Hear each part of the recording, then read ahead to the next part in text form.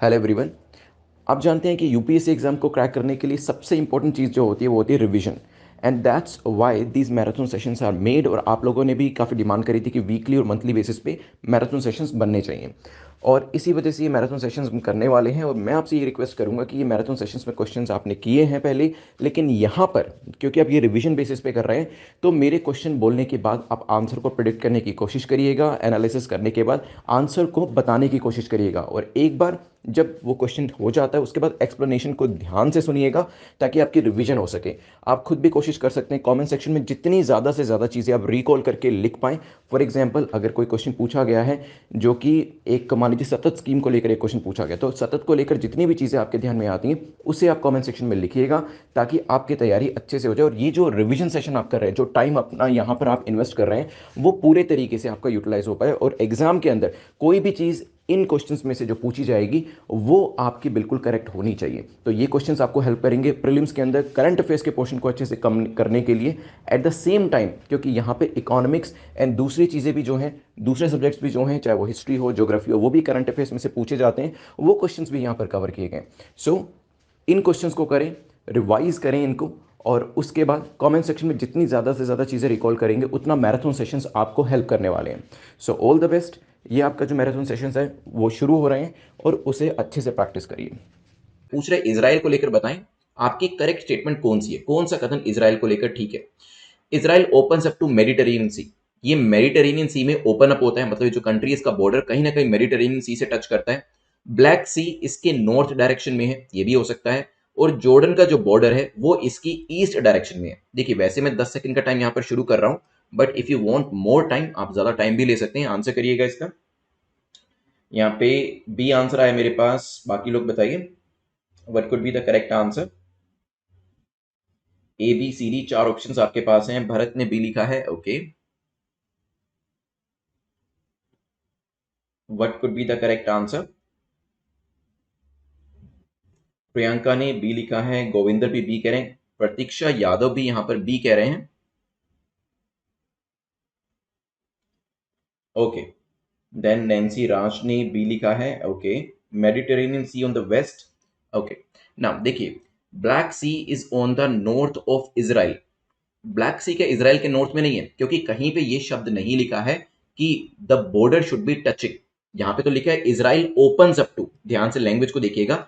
Israel opens up to Mediterranean sea means कि Israel जो है वो मेडिटेरेनियन सी को टच करता होना चाहिए। लेकिन when they say black C is on the north of Israel, they are just mentioning the direction. वो क्या कर रहे हैं, सिर्फ डायरेक्शन को मेंशन कर रहे हैं। Are they saying that it should be on the north of Israel touching the Israel border? Answer is no, ऐसा अलग से तो कुछ नहीं लिखा है यहाँ पर। तो यहां पर ध्यान रखिएगा, इसके अंदर आपका आंसर डी हो जाएगा। जिन्होंने बी आंसर किया, आई कैन अंडरस्टैंड, इंटरप्रिटेशन की बात है। इसराइल यहां है, मैं एक बार कलर चेंज करता हूं, आपको आसानी से दिखाई देगा। ये आपका इसराइल है, जॉर्डन ईस्ट में है, बिल्कुल ठीक है। यहां पर मेडिटेरेनियन सी में ओपन अप होता है, नॉर्थ में आपका ब्लैक सी भी तो है, ठीक है। ऐसा तो है नहीं कि ये जो ब्लैक सी है वो नॉर्थ में ना लोकेट करता हो, क्योंकि इसमें कोई भी क्वालिफाइंग वर्ड नहीं दिया है। कहीं पे ये नहीं लिखा है कि black C is on the north of Israel touching the Israel border, या फिर Israel is opening up to black sea on the northern direction, ऐसा तो कहीं पे नहीं लिखा है। तो ध्यान से यहां पर इंटरप्रिटेशन इस तरीके से करिएगा। आंसर क्या हो जाएगा, डी। और जिन लोगों ने बी किया है, मैं समझ सकता हूं कि आंसर बी क्यों दिया। आप भी चाहें तो अपने आपको मार्क्स दे सकते हैं, बट गलती इस तरीके की मत करिएगा, क्योंकि ये आपकी जो स्टेटमेंट थी वो ओपन अप थी for interpretation. Let's move to the next question. The border of Armenia touches which other country. Armenia का बॉर्डर और कौन सी दूसरी कंट्री को टच करता है। ईरान दिया है, यहां पर इराक दिया है, और अजरबैजान दिया है। जल्दी से आंसर करिएगा। मैं एक बार टाइमिंग यहां पर शुरू कर देता हूं।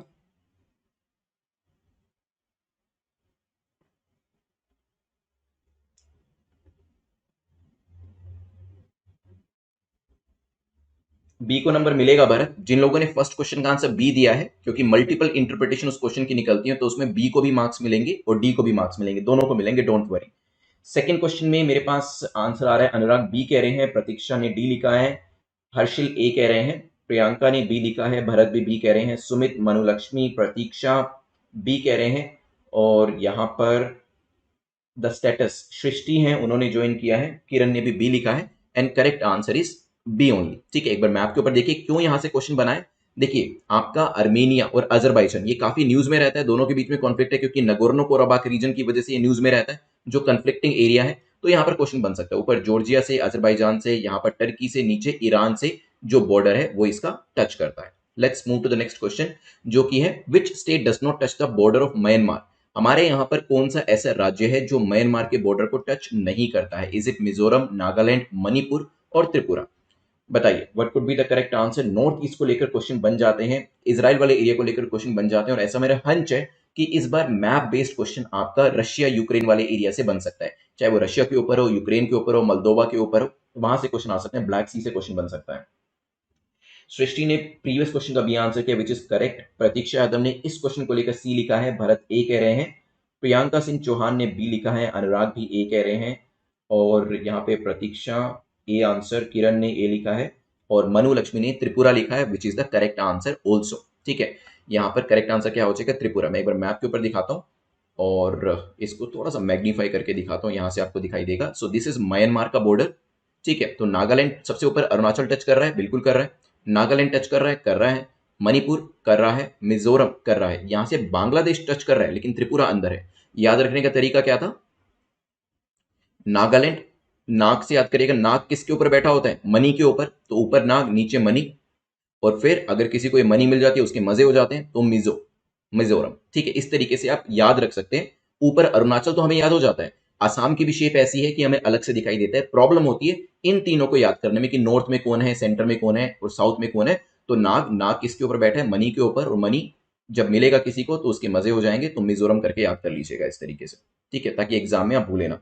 Let's move to the next question which is north to south. आपको अलग अलग पोर्ट्स को लगाना है, उत्तर से दक्षिण आपको अलग अलग बंदरगाहों को लगाना है। आपको बताना है कौन सा यहां पर करेक्ट है। पैरादीप पोर्ट है यहाँ पर, एन्नोर है और नागापट्टनम है। आप आंसर करिए इसका, फिर मैप के ऊपर देखेंगे क्या सही आंसर है, बताइए।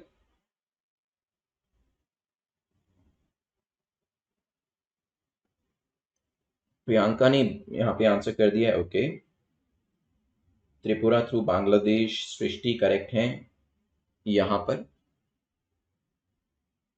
अनुराग ने बी लिखा है, ओके।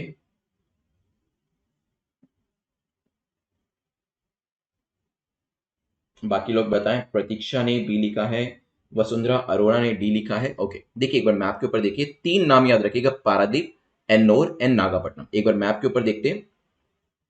वैसे मैं आपको बताऊं, यहां पर मार्क कर देता हूं इसको। सो दिस इज पारादीप, फिर आपका है एन्नोर, एंड फिर आपका है नागापट्टनम। यहाँ पे देखिए, सो पारादीप सबसे ऊपर है, उससे ऊपर हल्दिया। हल्दिया तो वैसे ही हमें बंगाल से याद आ जाता है। नीचे विशाखापट्टनम, काकीनाडा, मछलीपट्टनम, एन्नोर नीचे आपका आ जाता है, जिसे कामराज पोर्ट भी कहा जाता है। दोनों नाम से पूछा जा सकता है, ध्यान रखिएगा, क्योंकि आजकल पोर्ट्स के अलग अलग नाम दिए जा रहे हैं। जैसे कि यहां पर आएंगे आप, तो ये कांदला, दीनदयाल पोर्ट ट्रस्ट भी इसे कहा जाता है, और नीचे आपका क्या है? नागापट्टनम। सो सबसे ऊपर क्या है? पारादीप, एन्नोर एंड नागापट्टनम। अब आते हैं अपने क्वेश्चन के ऊपर। पारादीप, एन्नोर एंड नागापट्टनम ऑलरेडी ये आपको एक सीक्वेंस के अंदर दिए गए थे। ठीक है, नाउ करेक्ट आंसर क्या हो जाता है? A will be the correct answer. Now I can see Srishti आपका आंसर करेक्ट दिखाई दे रहा है, प्रियंका भी करेक्ट हो जाते हैं, सुमित भी यहाँ पर करेक्ट है, भरत गुप्ता भी करेक्ट है, good. Now put the following from north to south. अब आपको यहाँ पे क्या करना है? नॉर्थ टू साउथ लगाना है। आपको अलग अलग हिल्स दी है, एक आपको दी है दंडकन्या हिल्स, देन रामगढ़ हिल्स दी है, महादेव हिल्स दी है। तो यहाँ पे दंडकरण्या हिल्स जो है, रामगढ़ हिल्स जो है, महादेव हिल्स जो है, इसे नॉर्थ टू साउथ का मतलब है ऊपर से नीचे। ये नॉर्थ है, ये साउथ है, ये ईस्ट है, ये वेस्ट है, इस तरीके से लगाना है। 10 सेकेंड्स का टाइम है आपके पास, सोचिए क्या आंसर होगा, फिर करते हैं डिस्कशन इसको लेकर। क्या लगता है? यहां पर हर्षिल, आपका आंसर आ गया मेरे पास। प्रतीक्षा, सुमित, सी और ए आंसर आ रहा है मेरे पास अभी तक। तो बाकी लोग बताइए what should be the correct answer. आपको नॉर्थ टू साउथ लगाना है। ए और सी आंसर आ रहा है, अनुराग ने स्किप कर दिया, कोई बात नहीं, that's also a smart decision जब आपको पता है कि आपको नहीं आंसर आता है। सृष्टि एंड भरत ने सी और ए और सी लिखा है रिस्पेक्टिवली। प्रतीक्षा ने ए लिखा है, और एक बी भी आ गया मेरे पास, प्रिया शर्मा ने बी लिखा है, वसुंधरा अरोड़ा ने बी लिखा है। चलिए एक बार देखिए, यहाँ पर नाम याद रखिएगा, दंडकरण्य, रामगढ़ एंड महादेव। हमें क्या करना है? नॉर्थ से साउथ लगाना है। अब एक बार इस पे चलते हैं मैप के ऊपर। देखिए मैं एक बार कलर चेंज करता हूं, ताकि बाद में आपको जब मैं मैग्नीफाई करूंगा, ये देखिए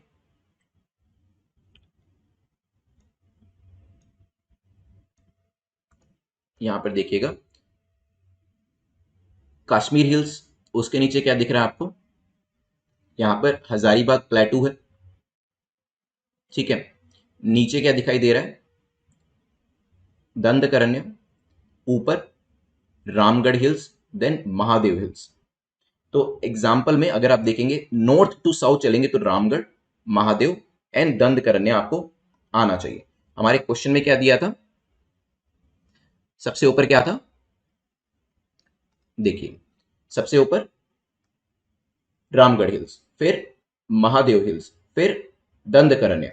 और यहां पर बहुत ही कम लोगों का, आई थिंक कुछ 2-3 लोगों ने, प्रिया ने भी लिखा था यहां पर, वसुंधरा ने भी लिखा था, ओनली 2 आंसर्स मेरे पास यहां पर करेक्ट थे, ठीक है। तो सबसे पहले कौन सा था एंड सबसे नीचे कौन सा था, दंडकारण्य। तो बी यहां पर आपका करेक्ट आंसर हो जाएगा। मैप के ऊपर देख लीजिए एक बार, सबसे ऊपर आपका क्या दिखाई दे रहा है, सबसे ऊपर आपका रामगढ़ है, फिर महादेव है और फिर दंडकारण्य है नीचे। चलिए, जो लोग इस साल एग्जाम दे रहे हैं, आप जानते हैं कि अप्रोक्सीमेटली 50 डेज का टाइम ही अभी बचा है। तो अगर आपको लगता है कि तैयारी उतने अच्छे से नहीं हो पाई और लास्ट मोमेंट्स के अंदर आप कुछ यहाँ पर एक क्रैश कोर्स करना चाहते हैं, तो 50 डेज की रिवीजन सीरीज जो है आप इसको एनरोल करा सकते हैं। इसके अंदर काफी सारे स्टैटिक के वीडियोस दिए हैं जिसको आप यहाँ पर कर सकते हैं, ठीक है ना। जो लोग नेक्स्ट ईयर के लिए तैयारी कर रहे हैं वो यूपीएससी 2023 एंड 2024 के कोर्स के लिए जा सकते हैं, और ये भी exam.netbook.com के लिए अवेलेबल है। यहाँ पर आपको पूरा static portion along with mock test मिल जाता है, जिसमें सारे सेशंस जो है वो मैंने ही लिए, जो पूरा स्टैटिक एरिया वो आप यहाँ पर कवर कर सकते हैं। Let's move to next question, जो कि बात कर रहा है क्वेश्चन नंबर 6 को लेकर। Question number 6, which of the following is included in heritage of world. इन तीनों में से बेसिकली 3 तरीके की रेलवेज दी हैं, आपसे पूछा है बताएं इसमें हेरिटेज में किसको शामिल किया गया। कालका Shimla railways, Darjeeling, Nilgiri mountain railways. 10 seconds में आपको शुरू कर देता हूं, आप सोचिए कि किसको यहां पर हेरिटेज ऑफ द वर्ल्ड के अंदर शामिल किया गया होगा। इज इट कालका Shimla, is it Darjeeling, is it Nilgiri, सोचिए।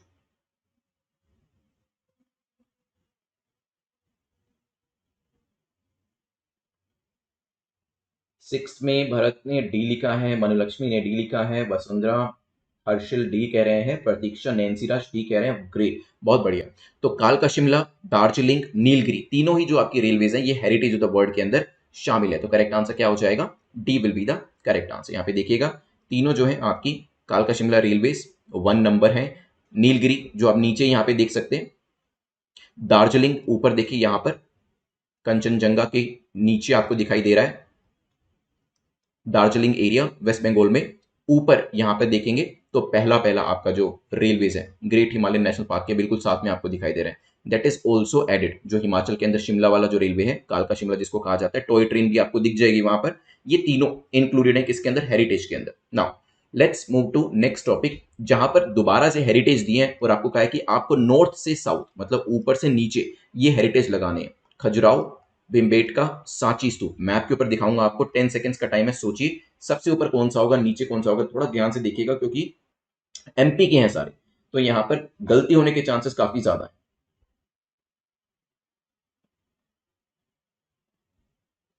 डोंट वरी सृष्टि, आपको इसकी पीडीएफ भी मिल जाएगी, तो अगर आप स्क्रीनशॉट ले पा रहे हैं तो अच्छी बात है, नहीं भी ले पा रहे even then it is acceptable, it is fine, क्योंकि कल सुबह 10 बजे तक इसकी जो पीडीएफ है वो जो टेलीग्राम ग्रुप है उसके ऊपर शेयर कर दी जाएगी।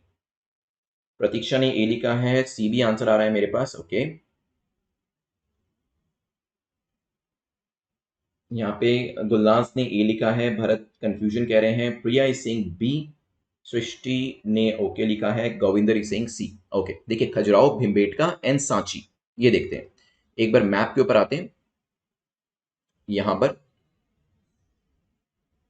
मैं कलर चेंज करके बताता हूं, दिस इज खजुराहो, ऊपर आपको जो दिखाई दे रहा है, नीचे फिर आता है सांची एंड देन नीचे आपका आता है भिमबेटका। एक बार थोड़ा सा मैं बड़ा करके यहां से दिखाता हूं आपको, ऊपर ऊपर खजुराहो आपको दिख गया, खजुराहो ग्रुप ऑफ मॉन्यूमेंट्स, नीचे सांची एंड फिर उसके भी नीचे आपको भिमबेटका यहां पर देखने को मिल रहा है।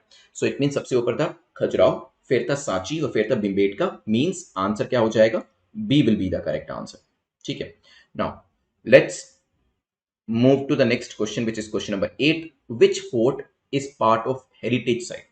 इसमें मल्टीपल फोर्ट्स आपको दिए, आपसे पूछा है कि कौन सा हेरिटेज लिस्ट के अंदर ऐड किया गया है। Is it the Jaisalmer fort, Ranthambore fort और गैग्राउंड फोर्ट। 10 सेकेंड्स आपके पास हैं, सोचिए क्या आंसर होगा, फिर करते हैं डिस्कशन इसको लेकर। What could be the correct answer, क्या लगता है? सृष्टि ने डी लिखा है, ओके। प्रियंका ने ए लिखा है, ओके। ए एंड डी, चलिए वैसे मैं आपको बताऊं यहाँ पर D is the correct answer. ये फोर्ट्स जो थे वो भी मैंने आपको दिए हैं यहाँ पर।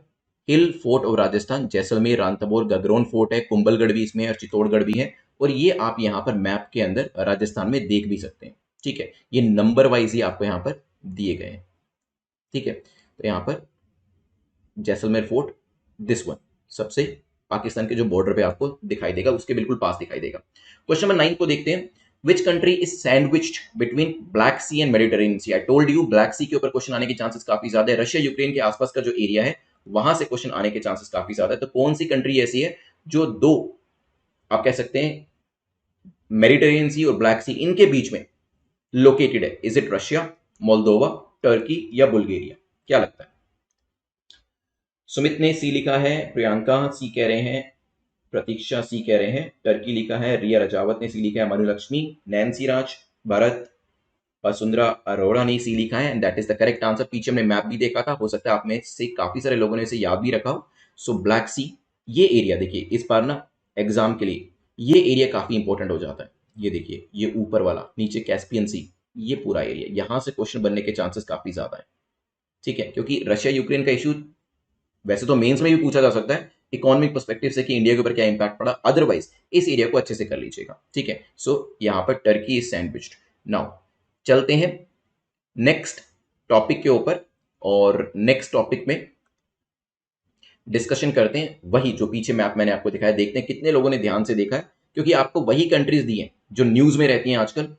यूक्रेन को कभी सपोर्ट करती हुई दिखाई देंगी आपको, रोमेनिया, बुल्गारिया, मोल्दोवा। आपको इन कंट्रीज को नॉर्थ टू साउथ मतलब ऊपर से नीचे लगाना है। 10 सेकेंड्स सोचिए और आंसर करिए। निशांत ने for the previous question correct answer दिया है, ज्योति का आंसर करेक्ट है। देन यहां पे 10th क्वेश्चन का आंसर मुझे मिला है हर्षल से, हर्षल दीक्षित ने सी कहा है, भरत गुप्ता डी कह रहे हैं, अनुराग ने सी लिखा है, रिया रजावत डी कह रहे हैं, एक सी और एक डी आंसर आ रहा है मेरे पास। मनु लक्ष्मी ने सी लिखा है, अवनीश क्रिएटिव शॉर्ट्स ने सी लिखा है, वसुंधरा सी कह रहे हैं, एंड गुलनाज ने डी लिखा है, प्रिया श्योर नहीं है। चलिए एक बार मैप पे ही देख लेते हैं और श्योर हो जाते हैं। Romania, Bulgaria, Moldova, just a second. Romania, Bulgaria and Moldova, ये रहा मैप। ये तीन हमें दिए थे। सबसे ऊपर कौन सा है? Moldova, then Romania, then Bulgaria, ठीक है। इस तरीके से ऊपर से नीचे आ रहे हैं। तो अब देखते हैं अपने क्वेश्चन के अंदर सबसे ऊपर कौन सा था? मोल्दोवा, फिर कौन सा था? रोमेनिया, फिर कौन सा था? बुल्गारिया। सो आंसर क्या हो जाएगा? C, 312 will be the correct answer. 312 will be the correct answer. Consider the following statement with reference to enforcement directorate. Enforcement director को लेकर पूछा है, बताइए कौन सी स्टेटमेंट आपकी करेक्ट है, कौन सा कथन आपका सही है। जो ईडी है ये एक स्पेशलाइज्ड फाइनेंशियल इन्वेस्टिगेशन एजेंसी है जो कि फाइनेंस मिनिस्ट्री के डिपार्टमेंट ऑफ इकोनॉमिक अफेयर्स के अंतर्गत आती है क्या? May be. ये जो है ये इन्वेस्टिगेट करती है जितने भी कॉन्ट्रवेंशन होती हैं, अगर फेमा को लेकर कोई भी वायलेशन हुआ है उसको, ठीक है। तो फेमा के अंदर जो भी कॉन्ट्रवेंशन है वो इसके अंदर आती है। 10 सेकेंड्स का टाइम यहां पर मैंने आपका शुरू कर दिया है, सोचिए इसके बारे में और आंसर करिएगा। बताइए what should be the correct answer. Sumit ने 7+ का टारगेट रखा है वैसे यहाँ पर। गुड इवनिंग, अनूप ज्वाइन कर चुके हैं। फर्स्ट का आंसर बी आ रहा है मेरे पास। अवनीश ज्वाइन कर चुके हैं, गुड इवनिंग। राजेंद्र, गोविंदर, रुचिता, राजेंद्र ने भी फर्स्ट का आंसर बी दिया है। बाकी लोग बताइए। मनोलक्ष्मी बी कह रहे हैं, प्रतीक्षा ने भी बी लिखा है, एंड करेक्ट आंसर बिल्कुल ठीक, आप लोगों ने सही लिखा। फेमा को लेकर जितना भी इन्वेस्टिगेशन होता है वो इसके अंतर्गत आता है।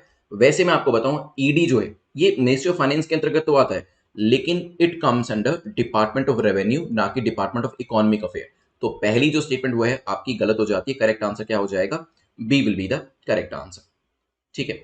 चलिए let's move to the next question जो कि होलसेल प्राइस इंडेक्स, क्योंकि अभी पीछे सीपीआई का डेटा आया और आरबीआई कुछ चिंता में दिखा। हालांकि आज फाइनेंस मिनिस्ट्री की स्टेटमेंट आई कि उनको ज्यादा कोई दिक्कत नहीं है इन्फ्लेशन डेटा को लेकर। डब्ल्यूपीआई बेस्ड इन्फ्लेशन को लेकर आपसे पूछा, बताइए करेक्ट क्या है। पहली स्टेटमेंट कहती है कि इसे एनएसओ के द्वारा रिलीज किया जाता है। ये मेजर करता है चेंजेस प्राइसेस के अंदर, जब बात करी जाए गुड्स की, जब बल्क में उसे सेल किया जाता है, मतलब होलसेल लेवल पे उसे सेल किया जाता है। डब्ल्यूपीआई जो है ये सर्विसेज को इंक्लूड नहीं करता है। It does not capture changes in the prices of services. According to you what should be the answer, बताइए। किरण ने करेक्ट आंसर दिया for the previous question, department of revenue लिखा है। वसुंधरा का भी आंसर यहां पर करेक्ट है। अनूप ने भी करेक्ट आंसर किया है। अनुराग एज यूजुअल आज तो बैक टू बैक अच्छा परफॉर्म कर रहे हैं। सेकंड के लिए अनूप मनुलक्ष्मी ने ए लिखा है, अनुराग डी कह रहे हैं, रुचिता ए कह रहे हैं, अवनीश ने डी लिखा है। ए और डी चल रहे हैं यहां पर आंसर, बताइए।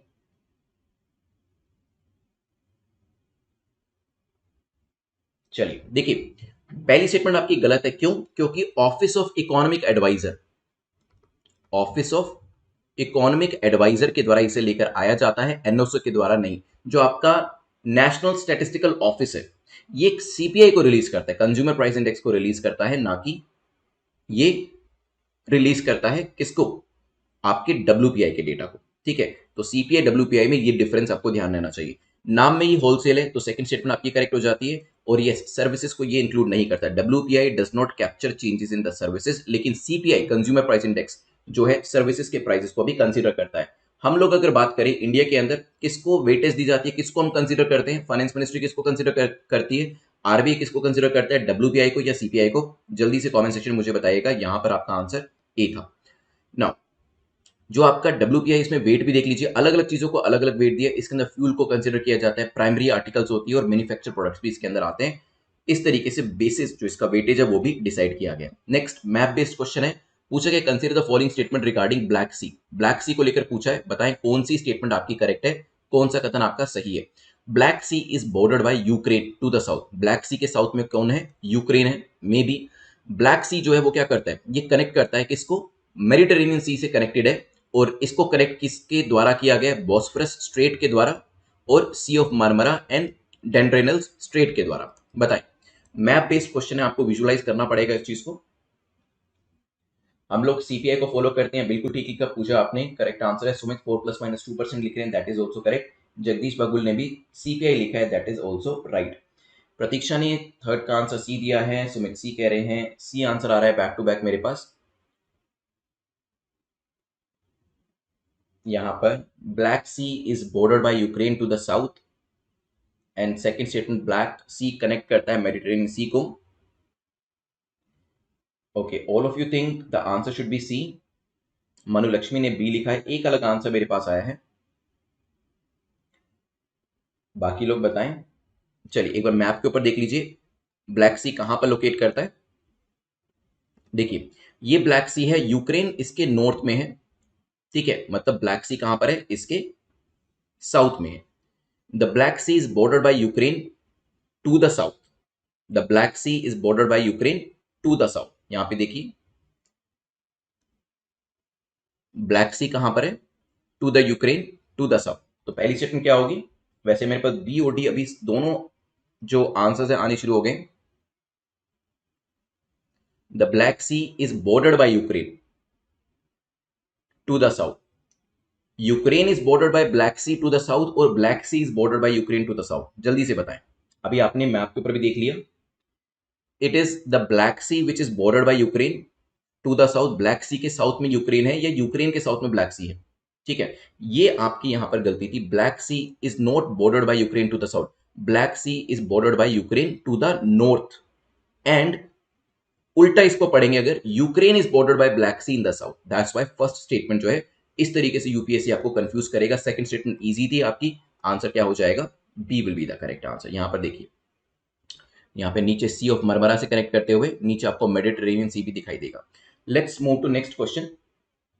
क्वेश्चन नंबर 4 को देखते हैं। E DAR portal recently seen in the news, किसके द्वारा लॉन्च किया गया है? 10 सेकेंड्स आपके पास है, सोचिए, फिर करते हैं डिस्कशन। ई डार्क पोर्टल पहले तो पता होना चाहिए है क्या, क्योंकि अगर पता होगा कि ये क्या है तो इसका आंसर देना आपके लिए काफी इजी हो जाएगा। रिसेंटली जो ministry of road transport highway है उसने डेवलप किया है ई डार्क पोर्टल। डार्क का क्या मतलब है? E detailed accident report, detailed accident report. The portal provides instant information जब भी कोई रोड एक्सीडेंट है, किसी भी रोड एक्सीडेंट के ऊपर, और ये एक्सीडेंट के कॉम्पनसेशन क्लेम्स जो होते हैं उसको एक्सेलरेट करने में हेल्प करता है। ठीक है, इसकी वजह से जो विक्टिम्स होते हैं और विक्टिम की जो फैमिली होती है उनको रिलीफ जल्दी मिल सकता है। क्योंकि ये किससे लेकर है, ये रोड ट्रांसपोर्ट को लेकर है, तो आंसर क्या हो जाएगा, डी। गेमिंग स्टाइल यहाँ पर करेक्ट है।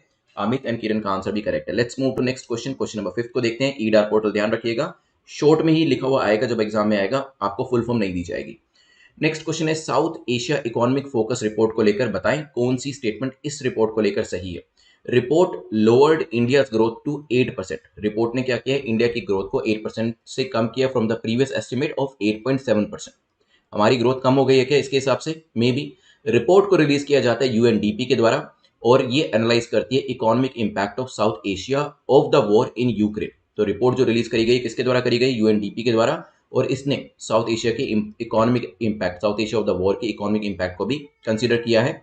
Report recommends that the countries steer away from inefficient fuel subsidies that tend to benefit wealthier households and deplete public resources। Report recommend करती है कि कंट्री को क्या करना चाहिए, इनएफिशिएंट फ्यूल सब्सिडी जो है उससे दूर हटना चाहिए, जो किसको फायदा पहुंचा रहे हैं, जो अमीर घरों को फायदा पहुंचा रहे हैं। जल्दी से आंसर करिए, इसका क्या आंसर हो सकता है। मैं आपके 10 सेकंड्स जो है वो शुरू कर देता हूं, फिर करेंगे इसको लेकर एक डिस्कशन। आंसर करिए, मैं अभी कमेंट सेक्शन में भी आपके आंसर पढ़ूंगा।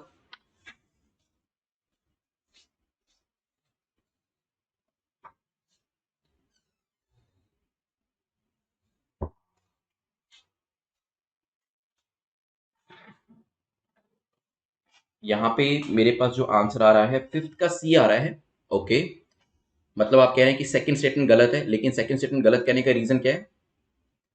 रिसेंटली वर्ल्ड बैंक ने अपनी एक रिपोर्ट निकाली है, south Asia economic focus cut it's economic growth forecast, जिसमें ये सब चीजें मेंशन करी गई हैं। तो यहाँ पर बातें सही करी गई हैं जो भी करी गई हैं, लेकिन रिपोर्ट किसकी है, वर्ल्ड बैंक की। अनुराग ने यहाँ पर अवनीश के साथ करेक्ट आंसर भी किया है। तो यूएनडीपी नहीं है, बाकी जो दोनों चीजें बताई गई है वो रिपोर्ट के अंदर भी मेंशन करी गई, जिसमें फ्यूल सब्सिडी को हटाने की बात करी है, और हमारे ग्रोथ प्रोस्पेक्ट जो है वो भी यहाँ पर कम हुए। आंसर क्या हो जाएगा, C will be the correct answer. ठीक है, चलिए यहाँ पर 50 डेज की रिवीजन सीरीज जो है, जो लोग 2022 में एग्जाम देने वाले हैं, अगर आप एक क्विक रिवीजन करना चाहते हैं पूरे सिलेबस का, स्टैटिक पोर्शन का खास तौर पे, then you can go for 50 days revision series. Current affairs के तो वीडियोस आपके पास वैसे भी अवेलेबल है। जो लोग 2023 के कोर्स को सब्सक्राइब करना चाहते हैं, पूरा static right from economy, polity, history, ये सभी चीजें आपको इस कोर्स के अंदर मिल जाती है। इसमें आपके क्लास लेक्चर रहते हैं, और साथ ही साथ एमसीक्यू के लेक्चर आपको अलग मिलेंगे। तो क्लास लेक्चर तो आपको बाकी कोचिंग्स में भी मिल जाते हैं, लेकिन यहाँ पर एमसीक्यू, क्योंकि MCQs are very important to crack prelims examination at least, तो ये भी चीजें आपको यहाँ पर मिल जाती है। तो दोनों के अलग अलग वीडियो सब्जेक्ट वाइज आपको यहाँ पर मिल जाते हैं, तो इसे भी आप exam.netmook.com पर जाकर चेकआउट कर सकते हैं। Let's move to the next question which is question number 6, जो कि काटसा को लेकर पूछ रहा है कि बताएं काटसा को लेकर कौन सी स्टेटमेंट आपकी करेक्ट है, कौन सा कथन आपका सही है। काटसा को लेकर, काटसा है क्या, countering America's adversary through sanctions act. Act empower करता है यूएस प्रेसिडेंट को to impose sanctions on persons engaged in significant transaction with Russian defence. क्योंकि अब यूएस जो है रशिया के ऊपर सैंक्शन लगा रहा है, तो काटसा के हिसाब से अगर रशिया के साथ कोई बहुत बड़ी ट्रांजैक्शन करता है तो यहां पर उसको भी खामियाजा भुगतना पड़ सकता है इसके अंतर्गत। Besides Russia, काटसा is aimed at enforcing sanctions only against Iran. काटसा जो है रशिया के अलावा सिर्फ ईरान के ऊपर लागू होता है। मतलब अगर कोई देश ईरान से भी ऐसे ताल्लुक रखता है तो उनके ऊपर भी इस तरीके की प्रॉब्लम आ सकती है। बताइए, रुचिता ने ए लिखा है, वसुंधरा ए कह रहे हैं, अनुराग कह रहे हैं कि नॉर्थ कोरिया भी इसके अंदर शामिल है, which is the correct answer also. क्योंकि जब हम बात करें तो बिसाइड रशिया, काटसा जो है बिल्कुल ठीक ईरान और नॉर्थ कोरिया के ऊपर भी अप्लाई होता है। तो आंसर क्या हो जाएगा, ए। पहली स्टेटमेंट ठीक है, दूसरी स्टेटमेंट आपकी इनकरेक्ट हो जाती है। ठीक है, let's move to the next question, question number 7 को देखते हैं। Consider the following statement, president can remove the chief election commissioner on the recommendation of supreme court. क्या प्रेसिडेंट चीफ इलेक्शन कमिश्नर को रिमूव कर सकते हैं अगर सुप्रीम कोर्ट रेकमेंड करती है? तो may be time and duration of a parliamentary session are decided by secretary general of respective house. तो जो पार्लियामेंट्री सेशन होते हैं उसका टाइम और उसकी ड्यूरेशन सेक्रेटरी जनरल के द्वारा डिसाइड किया जाता है। 10 सेकेंड्स सोचिए, फिर करते हैं डिस्कशन इसको लेकर। What should be the correct answer for question number 7? Satish ने for the previous question correct answer दिया है, निखिल भारद्वाज का भी आंसर करेक्ट है। क्वेश्चन नंबर 6 का, क्वेश्चन नंबर 7 का आंसर मेरे पास नहीं आया अभी तक। निखिल ने ए लिखा है, I think it is question number 7। Please question number 7 में जरूर लिखिएगा जिस भी क्वेश्चन का आप आंसर कर रहे हैं। रुचिता ने डी लिखा है, सुमित ने डी लिखा है, बिल्कुल ठीक दोनों का आंसर यहाँ पर। चीफ इलेक्शन कमिश्नर जो है he is provided with security. आप भी जाकर आगे सीईसी बन सकते हैं, ठीक है, ये पोस्ट भी सिविल सर्वेंट्स के लिए रहती है। चीफ इलेक्शन कमिश्नर जो होते हैं उनको सिक्योरिटी ऑफ टेन्योर दिया जाता है, क्योंकि सिक्योरिटी ऑफ टेन्योर नहीं दिया जाएगा तो वो बेचारे काम कैसे करेंगे बिना किसी डर और फेवर या फियर के, ठीक है। तो यहाँ पे सिक्योरिटी ऑफ टेन्योर उनको दिया जाता है and they can only be removed after a formal process. Parliament के अंदर एक पूरा फॉर्मल प्रोसेस किया जाता है, उसके बाद ही उनको रिमूव किया जाता है, ठीक है। तो ये पहली स्टेटमेंट तो गलत हो जाती है। अब आगे बात सेकंड स्टेटमेंट की, टाइम एंड ड्यूरेशन की। इट इज द गवर्नमेंट, मतलब cabinet committee on parliamentary affairs जो होती है वो डिसाइड करती है कि एग्जैक्ट टाइम और एग्जैक्ट ड्यूरेशन कितनी होगी पार्लियामेंट्री सेशन की। तो ये स्टेटमेंट भी गलत हो जाती है। डी हमारा यहाँ पर आंसर हो जाएगा, जैसे कि अनूप और जगदीश और मनु का आंसर मुझे यहाँ दिखाई दे रहा है। Let's move to the next question which is question number 8, जो कि शांति स्वरूप भटनागर प्राइज को लेकर आजकल यूपीएससी अवार्ड्स के बारे में भी क्वेश्चन ले आता है। तो इसको लेकर पूछे, बताइए करेक्ट स्टेटमेंट क्या होगी। The award is named after the founder director of CSIR India. ये जो नाम रखा गया शांति स्वरूप भटनागर, ये सीएसआईआर के फाउंडर के नाम पर रखा गया। May be overseas citizen of India and people of Indian origin working in India, इनको ये अवार्ड नहीं दिया जाता क्योंकि ये एलिजिबल नहीं होते हैं। 10 सेकेंड्स सोचिए, फिर करते हैं डिस्कशन। बताइए what should be the correct answer.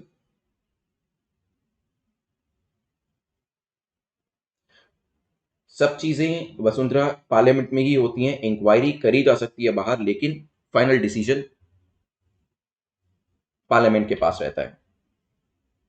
Rajendra ने 8th का ए आंसर दिया, अनुराग ए कह रहे हैं, सोनिया ने ए लिखा है, and that is the correct answer also. जो अवार्ड है इसे नेम किया गया founder director of CSIR doctor Shanti Swarup Bhatnagar and is known as Shanti Swarup Bhatnagar, या एसएसबी प्राइज भी इसे कहते हैं, साइंस एंड टेक्नोलॉजी के लिए दिया जाता है। तो पहली स्टेटमेंट जो आपकी है वो करेक्ट हो जाती है, ध्यान रखिएगा। अब हम आते हैं सेकंड स्टेटमेंट के ऊपर। क्या ये ओसीआई पीआईओ को दिया जा सकता है? देखिए, एनी सिटीजन ऑफ इंडिया जो कि रिसर्च का काम कर रहा है साइंस या टेक्नोलॉजी के अंदर और जो 45 साल की एज तक का है वो इसमें एलिजिबल है, ठीक है। इवन ओसीआई और PIO, overseas citizen of India and people of Indian origin, जो है वो भी इसके अंदर एलिजिबल है। तो आंसर क्या हो जाता है? A will be the correct answer, ठीक है, याद रहेगा आपको। Let's move to the next question, question number 9 जो है EPCG scheme, export promotion capital good scheme को लेकर पूछ रहा है। बताइए करेक्ट क्या होगा, इसको लेकर सही क्या होगा। ऑब्जेक्टिव ईपीसीजी स्कीम का क्या है? It is to facilitate import of capital goods, मतलब हमें कैपिटल गुड्स को इंपोर्ट करना है ताकि हम आगे क्वालिटी गुड्स एंड सर्विसेज को प्रोवाइड कर सके, मैन्युफैक्चरिंग कंपेटिटिवनेस ला सके। हो सकता है scheme does not allow the import of capital goods for post production, production के बाद अगर किसी भी तरीके की चीज करनी है उसके लिए कैपिटल गुड्स आप यहां पर नहीं ले सकते हो, नहीं इंपोर्ट कर सकते हो इस स्कीम के अंतर्गत। ईपीसीजी बताएं। गेमिंग स्टाइल ने ए लिखा है, किरण ने ए लिखा है, राजेंद्र ने ए लिखा है, बाकी लोग आंसर करिए। सुदावन का आंसर करेक्ट है for the previous question. Both pre and post है, सुमित ने लिखा है। चलिए गुड। तो यहाँ पे ऑब्जेक्टिव जो ईपीसीजी का है वो यही है कि आप कैपिटल गुड्स मंगवाएं, मशीन मंगवाएं ताकि यही मैन्युफैक्चर करे, और जैसे चाइनीज ने सफलता हासिल करी है वैसे करें। सो चाइनीज सक्सेस जो है वो मैन्युफैक्चरिंग की वजह से आई, उसी को ही यहाँ पर लाने की बात करी गई है। तो पहली स्टेटमेंट आपकी ठीक हो जाती है। और जैसे सुमित ने कहा, प्री प्रोडक्शन हो या पोस्ट प्रोडक्शन दोनों के लिए मशीनें आप ला सकते हैं और यहाँ पर अपने काम को आगे बढ़ा सकते हैं। आंसर क्या हो जाएगा? A will be the correct answer. Let's move to the last question जो कि बात कर रहा है Chennakeshava temple. Chennakeshava temple recently news में था, तो पूछा गया ये कौन से राज्य के अंदर लोकेट करता है, ये जो टेम्पल है कौन से राज्य में है। 10 सेकेंड शुरू कर देता हूं। चन्नकेशवर टेम्पल जो है इसे केशवा केशवा या विजय नारायण टेम्पल भी कहा जाता है। बताइए कहां पर है ये? 12th सेंचुरी हिंदू टेम्पल,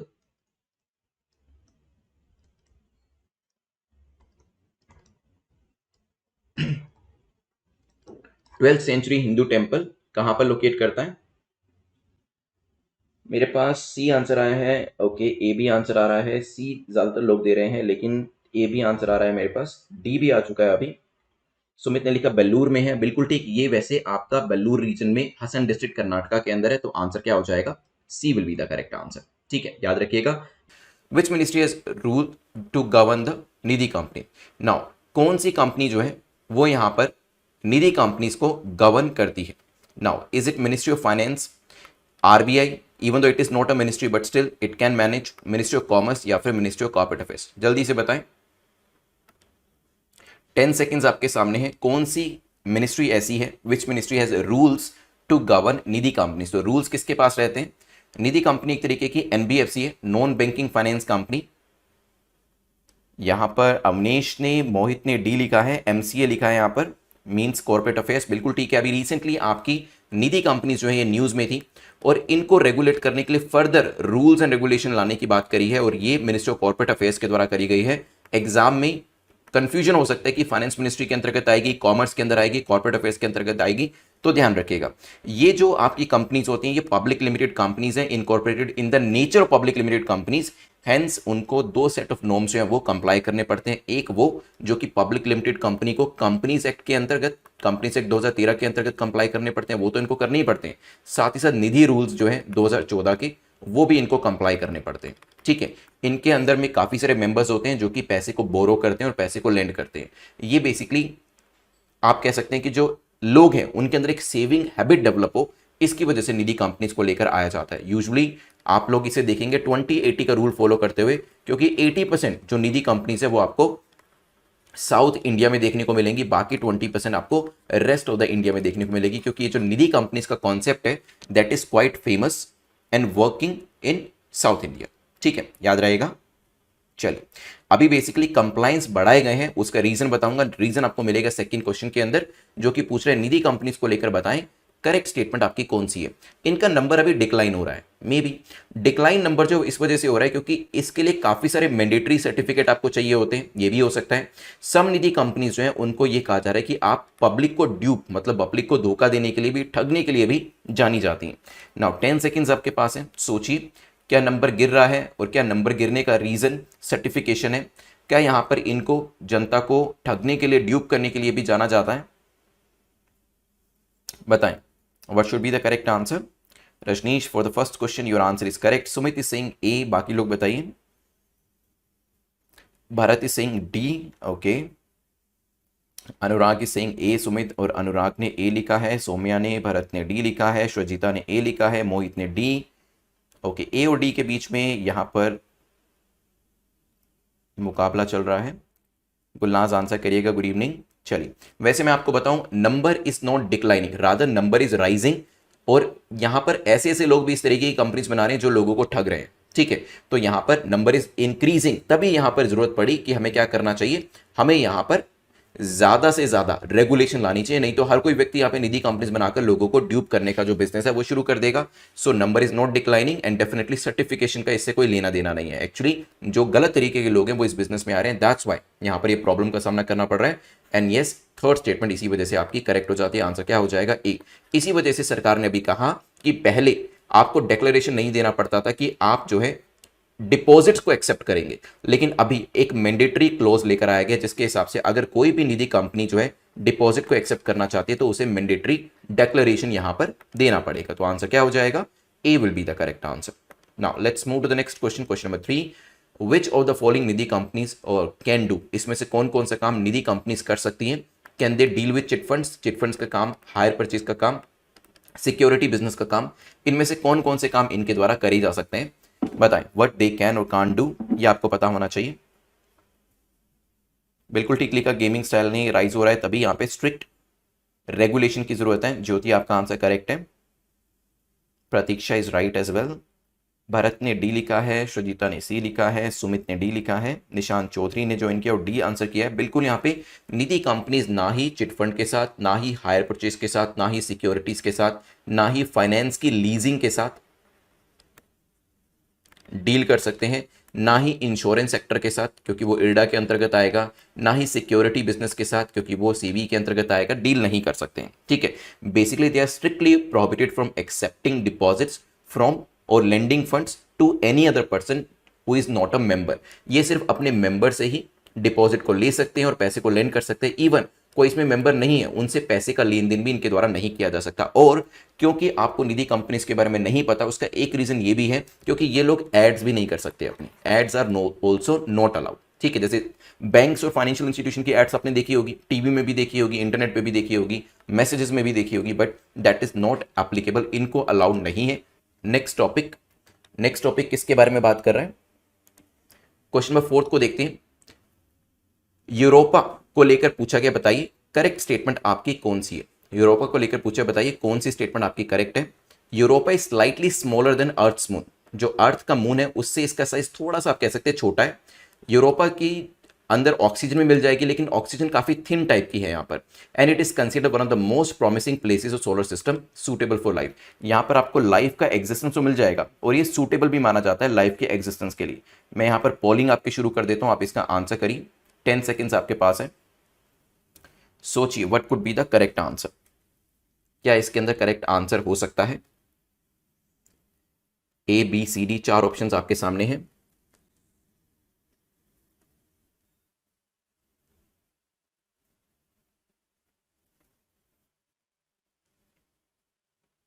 बताइए what should be the correct answer.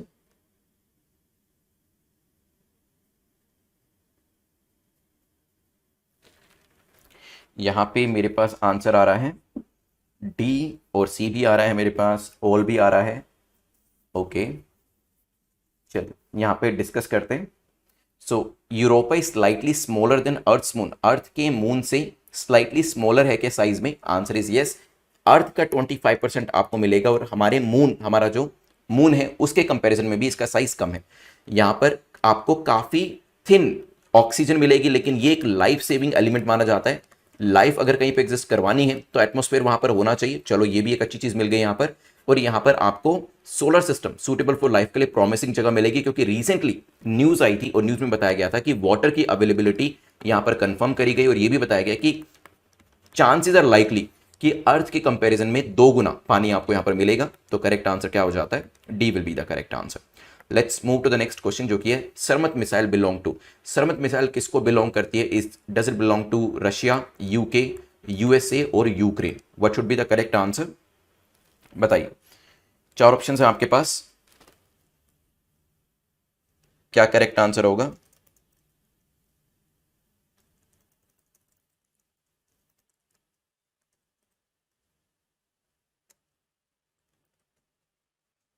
Let's see कितने लोग आंसर कर रहे हैं। यहां पे मोहित ने ए लिखा है, ओके, गेमिंग स्टाइल ने ए लिखा है और डी भी आंसर आ रहा है। वैसे मैं आपको बताऊं, बिल्कुल ठीक है, Russia is the correct answer. उन्होंने, क्योंकि देखिए कुछ दिन पहले न्यूज आई, 2 दिन पहले न्यूज आई कि यूएस ने यूक्रेन को कहा कि हम आपको नए नए तरीके के वेपन्स जो है वो प्रोवाइड करेंगे सो दैट आपको रशिया से डरना ना पड़े। तो रशिया ने भी अपनी आईसीबीएम का यहां पर जो परीक्षण था वो कर दिया। They basically tested its new intercontinental ballistic missile. It is an ICBM basically intercontinental ballistic missile in the range which is mention is somewhere from 11,000 to 18,000 kilometres. ठीक है, इट इज सेड कि भाई रशिया अगर अपने घर पे भी खड़े होकर मारेगा ना इसको, तो वो नॉर्थ पोल तक भी जा सकती है, इवन साउथ पोल को भी इससे कवर किया जा सकता है, इतनी ज्यादा रेंज है इसकी। तो आंसर क्या हो जाता है इसका? A will be the correct answer. ये भी कहा गया है कि इसको आप मिडवे मैन्यूवर भी कर सकते हो, इसका रास्ता चेंज करना है तो वो इसके लॉन्च करने के बाद भी करा जा सकता है। तो लॉन्च करने के बाद रास्ता चेंज करना, मैन्यूवरेबिलिटी काफी अच्छी है इसके अंदर। एक और अच्छी चीज इसके अंदर बताई गई है कि एक बार आपने इसे फायर कर दिया, उसके बाद इसमें से 10 वॉरहेड्स निकलेंगे और उन 10 वॉरहेड्स को आप अलग अलग जगह पर टारगेट कर सकते हो। तो एक मिसाइल से आप 10 एरिया को टारगेट कर सकते हो।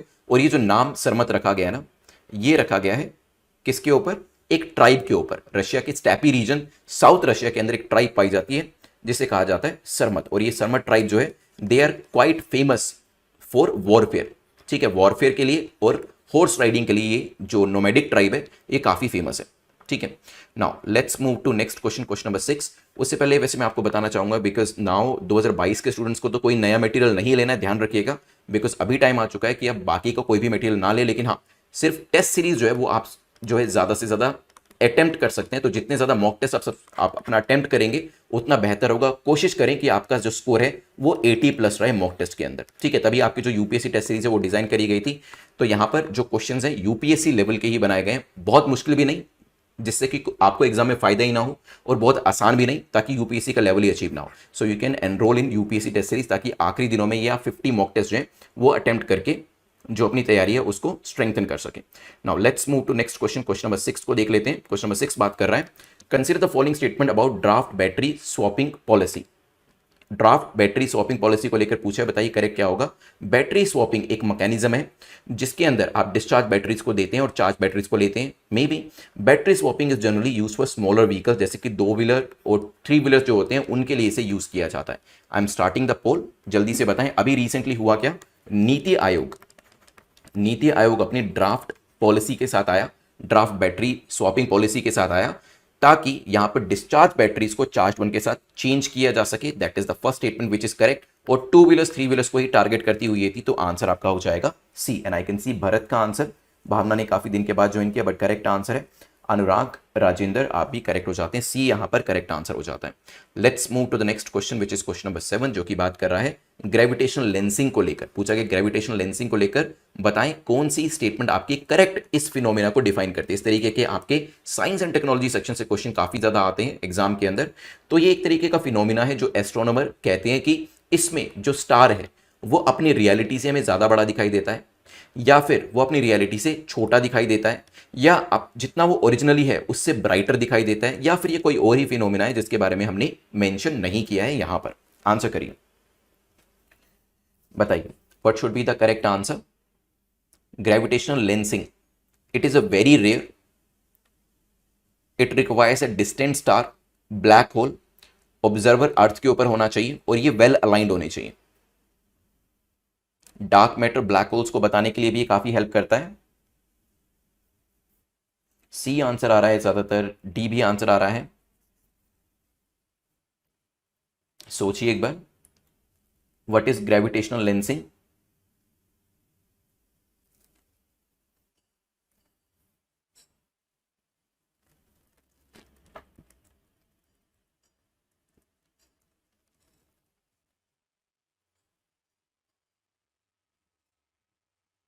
बी डी अलग अलग आंसर है। प्रतीक्षा ने ए लिखा है, मोहित ने सी लिखा है, देन सी ज्यादा आंसर आ रहा है मेरे पास। गुलनाज ने बी लिखा है, भरत गुप्ता ए कह रहे हैं। देखिए ये ए इसका करेक्ट आंसर है।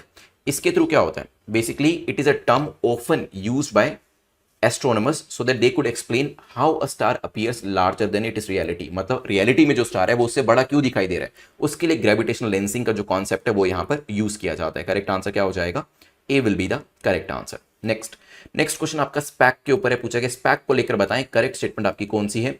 It is generally formed by investor और स्पॉन्सर। ये जो कंपनी आपकी है ये इन्वेस्टर स्पॉन्सर के द्वारा बनाई जाती है। SPAC seeks underwriters and institution investors. ये इंस्टीट्यूशन इन्वेस्टर्स को भी ढूंढकर इन्वेस्ट करने की बात करती है। A company can go public through the SPAC route in a matter of months. कोई भी कंपनी जो है वो पब्लिक जा सकती है अगर वो स्पैक रूट से जाना चाहे कुछ ही महीनों के अंदर। बताएं कौन सी स्टेटमेंट ठीक होगी यहां पर। रिसेंटली स्पैक रेगुलेशन की बात जो है सरकार के द्वारा करी जा रही है, क्योंकि काफी सारी कंपनीज जो है स्पैक रूट के थ्रू आईपीओ को बाईपास करते हुए जल्दी से अपने आप को लिस्ट करा लेती हैं, क्योंकि कुछ ही महीनों में यहां पर काम बन जाता है as compared to the IPO route, initial public offer route, जो कि हमें यूजुअली दूसरी कंपनीज के साथ करना पड़ता है।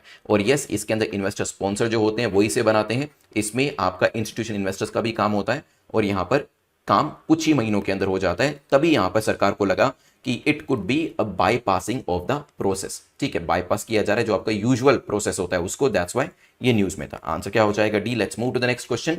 रिसेंटली कौन सी कंट्री ऐसी है जहां पे देखा गया कि एनिमल टू ह्यूमन ट्रांसमिशन हुआ कोरोना वायरस का। यूजुअली क्या होता है, पिछले साल की बात करें तो हमें ह्यूमन टू एनिमल केसेस देखने को मिल रहे थे, लेकिन अभी एनिमल टू ह्यूमन भी देखने को मिला। इवन दो स्टार्टिंग ऐसी ही हुई थी जिसमें हमने कहा कि बैट्स और पेंगोलिन जो कि आपके एनिमल स्पीसीज हैं उनसे ह्यूमन के अंदर ये वायरस जो है आया था। अभी कुछ प्रोबेबल केसेस देखने को मिले हैं यहां पर।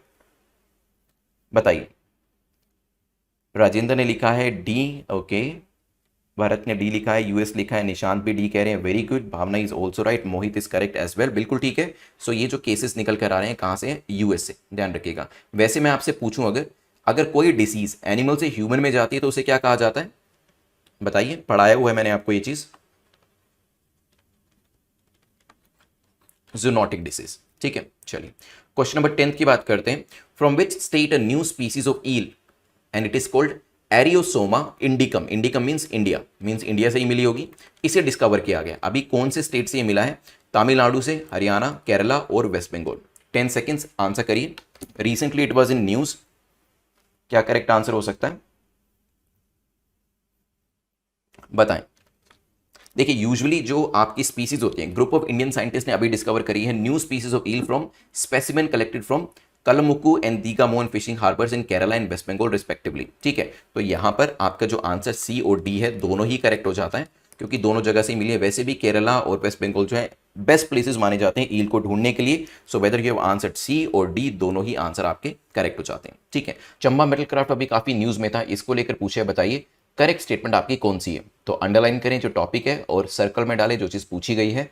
ये हिमाचल प्रदेश से है क्या? Maybe. इसको जीआई टैग मिल चुका है क्या? That is also possible. So is it from Himachal Pradesh? Maybe. Is it? Has it received geographical indication tag? That is also possible. This method of casting it use cire perdue technique. क्या इसमें सेरेपर्डियो technique जो है, जो हमने history में पढ़ा था, क्या उसका इस्तेमाल किया जाता है? You have 10 seconds in your hand, try to answer what should be the correct answer here. यहां पर अनुराग ने लिखा है सी, बाकी लोग बताइए। बी कर दिया उसे, okay.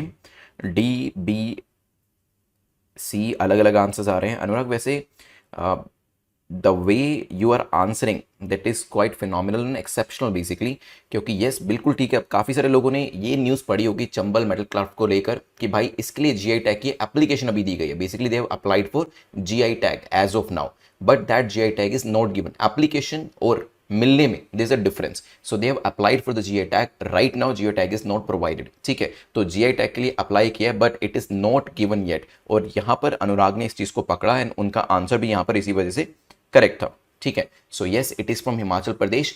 It has not received GI tag so far, basically they have just applied for it. इसके लिए अप्लाई किया गया, जीआई टैग के लिए अप्लाई किया गया, अभी मिला नहीं है। एंड सेरेपर्डियो टेक्निक जो है, कास्टिंग टेक्निक, इसका इस्तेमाल किया जाता है। आंसर क्या हो जाएगा? बी। अभी वैसे ऑलरेडी जो ज्योग्राफिकल इंडिकेशन टैग है वो चंबा के रुमाल को, चंबा चप्पल को मिल चुका है। और उसके बाद यहाँ पर इन्होंने चंबा थाल, जिसको कि मेटल क्राफ्ट कहते हैं, उसके लिए भी जो ये जीआई टैग है अप्लाई कर देते हैं। Applied for GI tag for this Chamba metal craft. Already they have received Chamba Rumal, for Chamba Rumal they have already received the GI tag, ये ध्यान रखिएगा। Now let's move to the next question which is concerning Al Aqsa mosque. Where is it situated? Is it in Saudi Arabia, Iran, France, Jerusalem? जो Al Aqsa mask है वो कहाँ पर locate करती है? सऊदी अरेबिया के अंदर है, ईरान में है, फ्रांस में है, या फिर जेरूसलम में है? सोचिए और आंसर करिए। What could be the correct answer? यहाँ पर गुलजान ने करेक्ट आंसर दिया है, ओके। चलिए आगे बताइएगा। भारत ने यहाँ पे वैक्स टेक्निक लिखा है। सेरेपोडियो टेक्निक एक बार दोबारा से देखिएगा क्या हो सकती है वो टेक्निक। भारत ने वैसे यहाँ पर एनसीईआरटी से आंसर किया, that is the correct answer. Lost wax technique, good. Gaming style D कह रहे हैं, रमन ने डी आंसर किया है, रजनीश ने डी आंसर किया है, ओके। चलिए that is the correct answer, Jerusalem. अभी it was in news, so it could be there in your prelims examination. Mains में नहीं पूछी जाती हैं चीजें, but yes in the prelims it could be there. Mains के अंदर क्वेश्चन आएगा तो क्या आएगा कि इजराइल और जो पैलेस्टाइन है इनके बीच में हाउ शुड वी बैलेंस, यहां पर आपको फिर अपना आंसर देना पड़ेगा। You need to answer how we can balance our relationship with Israel and Palestine simultaneously.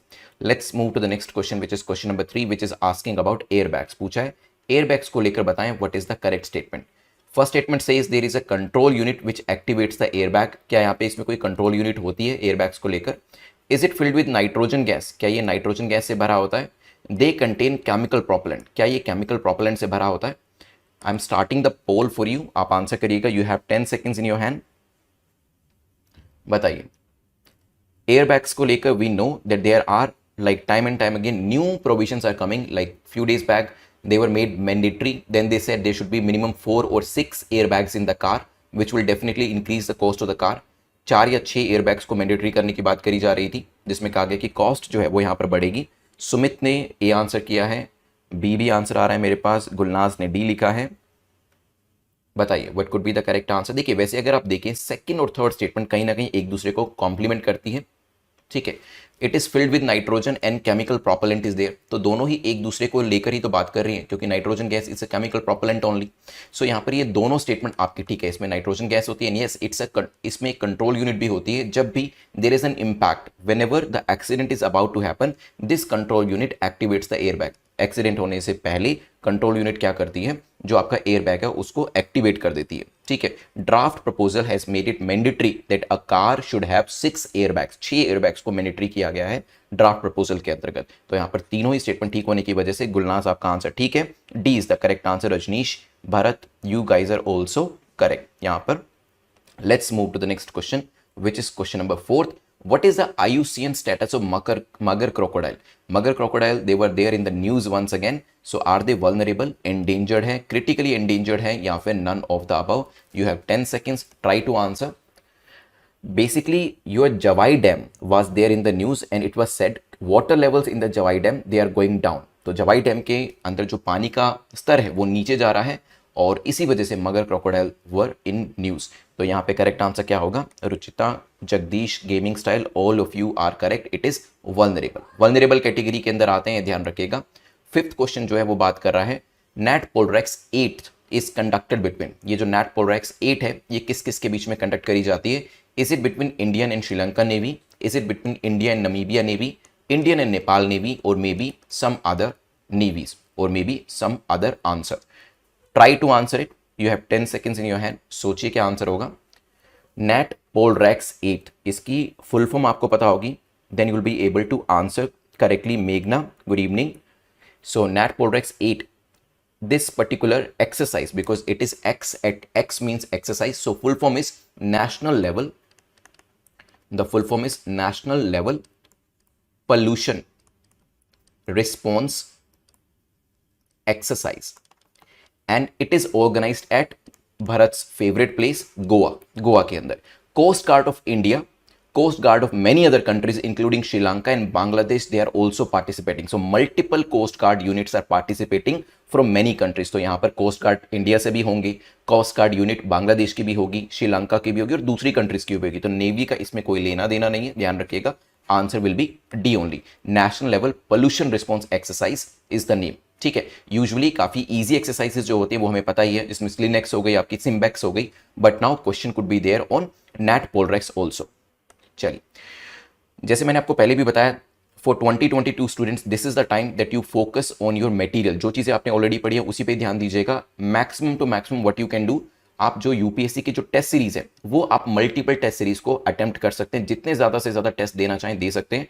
Means upcoming 1 month should be dedicated to the test series and revision, ठीक है। नया मटेरियल मत परचेज करिएगा, बट स्टूडेंट्स जो कि upcoming 2023 2024 attempt देना चाह रहे हैं, for them 2023 and 2024 courses are also available. You can join them on exam.netmonk.com. all the lectures are taken by me, all the subjects are taught by me, तो आप इसको join कर सकते हैं on exam.netmonk.com. let's move to next question, question number 6. consider the following impact of oil spill. oil spill के क्या impact होते हैं इन तीनों में से? does it give any sort of threat to indigenous people? क्या indigenous लोगों को threat होता है? Does it reduce the dissolved oxygen? Maybe क्या ये dissolved oxygen को कम करता है? Does it prevent the sunlight? क्या sunlight जो है उसके penetration को कम करता है? 10 seconds आपके पास है, सोचिए। What could be the correct answer? यहाँ पर I am getting the answer 6th D. Anurag is saying microbial bioremediation. Raman D is saying, Avnish is saying D. Mohammed Nizam, Nazim is saying all. And that is the correct answer also. Bhavna, your answer is also correct. Yes, it threatens to the indigenous people. और dissolved oxygen level उसकी भी कमी होती है, so it reduce the dissolved oxygen in the water at the same time, because there is a water and then there is oil. So जो आपकी sun rays होती हैं वो भी नीचे तक नहीं जा सकती हैं. So it basically the oil, the layer of oil, it prevents sun rays to enter at the deeper level in the ocean. So correct answer क्या होगा? It will be D. Let's move to the next question, which is concerning Malbaricus cosmos. It is a project related to, ये project Malbaricus cosmos किससे relate करता है? मालाबार की species को सर्वे करने को लेकर, surveying the species of Malabar, census of tigers इन केरला, केरला के टाइगर्स का सेंसस है, understanding the history of Kerala, Kerala की हिस्ट्री को समझने के लिए, या फिर नन ऑफ द अबव। सोचिए, Cosmos Malbaricus, it is what? Is it a survey? Is it a census? Is it a project? क्या है ये? Rajneesh is saying C, then Rajendra C, D भी आंसर आ रहा है मेरे पास। Okay, so correct answer is objective of this project is to make already digitized Dutch archival material accessible to the widest possible audience. So Dutch people, they already, because they set up in the western region when they came, ठीक है, even Portuguese, so they documented lot of things, so basically it is concerning to understanding the history of Kerala. ठीक है, correct answer is C only. Let's move to the next question, which is question number 8, that is talking about health star rating. This is very interesting. Health star rating को लेकर you need to tell what is correct. आपको बताना है correct क्या है। FSSAI is planning to adopt it. तो FSSAI इसे plan कर रहा है adopt करने को लेकर। इसमें it starts from 1 star up to 5 star. Rating will vary from 1 star से लेकर 5 star तक। It will be labeled on the front side of the package. जो labeling होगी वो package के front side में होगी। You have 10 seconds. Answer करिए। What should be the correct answer? Sudavan is saying 8th D. Okay, maybe. Bharat is saying with smile emojis. Anurag is saying D. Gaming style is saying D. Raman is saying C. And all of you are incorrect here. कोई बात नहीं. FSSAI is planning, yes. Food Safety Standard Authority of India is planning to bring it. And yes, it will be labeled on the front side of the package. But the rating will vary from half a star to 5 star. ठीक है. So correct answer will be B. Basically, whenever we go and buy certain products from the market, very few of us see the nutritious content. हम बहुत कम लोग हम देखते हैं कि उसमें कैलोरीज कितनी है, उसमें ट्रांस फैट है कि नहीं है, उसमें फैट कंपोनेंट कितना है, फैट कंपोनेंट का सोर्स क्या है, ये सब चीज़ें हम ज़्यादातर नहीं पढ़ते हैं। लेकिन अभी क्या होगा, आप ये चीज़ें ना भी पढ़ें, एक रेटिंग सिस्टम आएगा जिसमें सीधा स्टार रेटिंग को देके यू कैन जज whether the product is good for your health और नॉट। ठीक है, so in half of star rating it will reach up to 5 star level. Now let's move to next question. काफी अच्छा initiative है from the health perspective. Consider the following statement about front of package labelling. Front of package labelling को लेकर basically question पूछा है। FOPL was recommended in 2014। इसलिए labelling, वैसे इसे करेक्ट कर लीजिएगा, it is not labelling, it is labelling. So it was recommended in 2014। क्या? Maybe it was recommended in 2014। Mexico also use such system. क्या Mexico भी ऐसा सिस्टम यूज कर रहा है? हो सकता है। Centre for science and environment said junk food should be labelled red. तो CSE सेड दैट जो जंक फूड है उसमें रेड कलर का लेबल लगाना चाहिए ताकि लोगों को पता चले ये जंक फूड है। क्या लगता है आपको, क्या क्या चीजें सच होंगी इसमें से? बताइए। Anurag is saying D, gaming style is not sure. Answer तो डी दिया है, क्वेश्चन मार्क लगाया है। Raman is saying D. Okay, बिल्कुल ठीक है। Basically, the recommendation was given in 2014, but probably under the pressure of such MNCs and even our companies, हो सकता है प्रेशर की वजह से it could not be implemented. Mexico और दूसरी काफ़ी सारी कंट्रीज ऐसी हैं जहां पर इस तरीके के सिस्टम को यूज़ किया जाता है एंड जंक फूड को भी रेड लेबल करने की बात करी गई है। तो करेक्ट आंसर क्या हो जाएगा? D will be the correct answer. Let's move to the last question. Veer Kunwar Singh was in news. People who have studied history from me, आप लोगों को हिस्ट्री भी मैंने पढ़ा है, तो बताइए कहां से जंग छेड़ी थी इन्होंने? 1857 mutiny was there and he was representing which of the region? Kanpur, Awadh region, Bihar region और भोपाल रीजन। बताइए। Kanpur region, Awadh region, Bihar region और भोपाल रीजन। बताएं।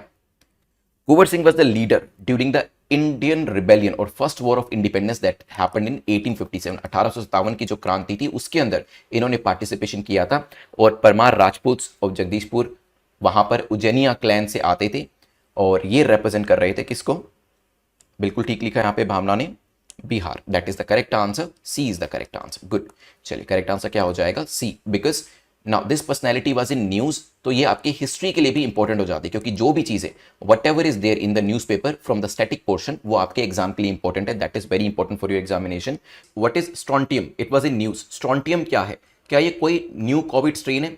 क्या कोई नया कोविड का स्ट्रेन है? Is it a hacker group? क्या ये कोई हैकर्स का ग्रुप है? Is it a new crypto currency? कोई नई क्रिप्टो करेंसी है या फिर नन ऑफ द अबव? यहां पर टाइमिंग स्टार्ट हो गई है। I have started the timer for you. You can answer with in 10 seconds in the comment section. Ruchita ने ए लिखा है, भरत ने बी लिखा है, दिव्या ने बी लिखा है और यहाँ पर विजय कुमार ने सी लिखा है, श्रजिता ने बी लिखा। अच्छा, बी सी ए अलग अलग आंसर्स मेरे पास आ रहे हैं। वैसे मैं आपको बताऊं, this group strontium it's a group by the software company and this is a hackers group. Russia का ये हैकर्स ग्रुप है which is now targeting US, UK and even Ukraine. US, UK, Ukraine की जो assets हैं उनको target किया जा रहा है इस हैकर्स ग्रुप के द्वारा जो कि रशिया को बिलोंग करता है। ठीक है, करेक्ट आंसर क्या हो जाएगा? B will be the correct answer. It was there in the news. और स्ट्रॉन्टियम जो है इसे अलग अलग नामों से जाना जाता है। जैसे आप यहाँ पे देख रहे होंगे फैंसी बियर लिखा है, तो फैंसी बियर भी इसे कहा जाता है। इसे सार टीम भी कहा जाता है। रशिया में जार हुआ करते थे, तो जार की टीम भी इसे कहा जाता है, इसे पॉन स्टॉर्म भी कहा जाता है। ठीक है, चलिए let's move to the next question, जो कि राइज एंड डायलॉग को लेकर है। पूछा गया राइज एंड डायलॉग को लेकर बताएं कौन सी स्टेटमेंट आपकी करेक्ट है, कौन सा कथन आपका सही है। ये एक जॉइंट वेंचर है MEA एंड ORF के बीच में। Is it a joint venture between MEA and ORF? Maybe. This year's Raisina dialogue is being held in person in New Delhi after a gap of 2 years। तो इस बार virtual conference नहीं हो रहा है, in person हो रहा है, न्यू दिल्ली में हो रहा है, and it is being conducted after 2 years। बताइए, 10 सेकेंड्स अगेन आपके पास है, सोचिए। दिव्या ने सी लिखा है, भरत सिंह सी, शुभम सी कह रहे हैं, पूनम रोहित भी सी कह रहे हैं, which is the correct answer. बिल्कुल ठीक है। Basically ministry of external affair MEA, ORF की फुल फॉर्म क्या है? ऑक्सफोर्ड रिसर्च फाउंडेशन, ये इसको चलाते हैं, ऑर्गेनाइजेशन रिसर्च फाउंडेशन जो है वो इसको चलाते हैं। तो दोनों का जॉइंट वेंचर है, तो पहली स्टेटमेंट आपकी करेक्ट हो जाती है। सेकेंड स्टेटमेंट, पीछे कोविड था उस वजह से ये ऑर्गेनाइज नहीं कराया जा सका, और यहाँ पे इन पर्सन अभी 2 साल के बाद इसे ऑर्गेनाइज कराया गया है और दिल्ली में ही इसे कराया जाता है। तो करेक्ट आंसर क्या हो जाएगा? सी। वैसे मैं अगर आपको बताऊं, इसमें 6 मेजर एरियाज के ऊपर फोकस किया जाता है। जैसे कि पहला एरिया है डेमोक्रेसी के ऊपर, अभी किया जा रहा है रीथिंकिंग डेमोक्रेसी। मल्टीलेटरलिज्म का एंड हो रहा है, इसके ऊपर फोकस किया जा रहा है इस बार। वाटर कॉकसेस को लेकर इस पे फोकस किया जा रहा है। कम्युनिटीज भी इस बार फोकस में है, ठीक है।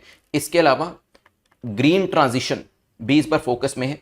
साथ ही साथ जो आपकी टेक वॉर्स है, टेक्नोलॉजिकल वॉर्स, वो भी इस बार फोकस में। ये 6 मेन एरियाज है। 90 से ज्यादा कंट्री पार्टिसिपेट कर रही है, 210 से ज्यादा लोग इसके अंदर पार्टिसिपेट कर रहे हैं, ध्यान रखिएगा। दिस ईयर राइसिना डायलॉग जो है इन पर्सन न्यू दिल्ली के अंदर किया जाएगा। इस बार का थीम भी मैं आपसे पूछूंगा, आगे जाके हम डिस्कस करेंगे उसको। लेकिन हाँ, 3 दिन का इंटरनेशनल कॉन्फ्रेंस जो है, इसकी सिग्निफिकेंस काफी ज्यादा है। इंटरनेशनल लेवल के जो इश्यूज होते हैं वो यहां पर डिस्कस किए जाते हैं। चलिए let's move to the next question which is asking Terranova. Terranova क्या है?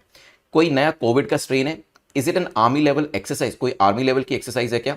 ईल जो एक फिश होती है, उसकी कोई नई स्पीशीज को डिस्कवर किया गया, जैसे कुछ दिन पहले केरला और वेस्ट बंगाल से किया गया था, या फिर नन ऑफ द अबव? जल्दी से आंसर करें, you have 10 seconds in your hand. Terranova, कहीं आपने ये शब्द सुना हो? सी आंसर आ रहा है मेरे पास। शुजिता ने सी लिखा है, दिव्या सिंह ने सी लिखा है, शरण राज ने बी लिखा है, बी सी आ रहा है, शुभम ने डी लिखा है, बी सी डी आ चुका है। ए भी कोई आंसर करना चाहेगा तो कर सकते हैं। सुमित ने लिखा तो सी है, लेकिन साथ में आंसर करेक्ट कर दिया, बढ़िया। सत्येंद्र ए लिख रहे हैं, वैसे कोई बात नहीं।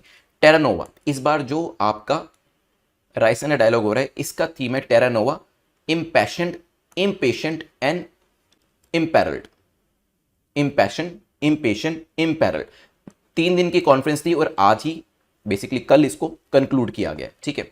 चलते हैं नेक्स्ट क्वेश्चन के ऊपर, क्वेश्चन नंबर 4, जो कि all India household survey को लेकर पूछ रहे हैं। बताइए करेक्ट क्या होगा?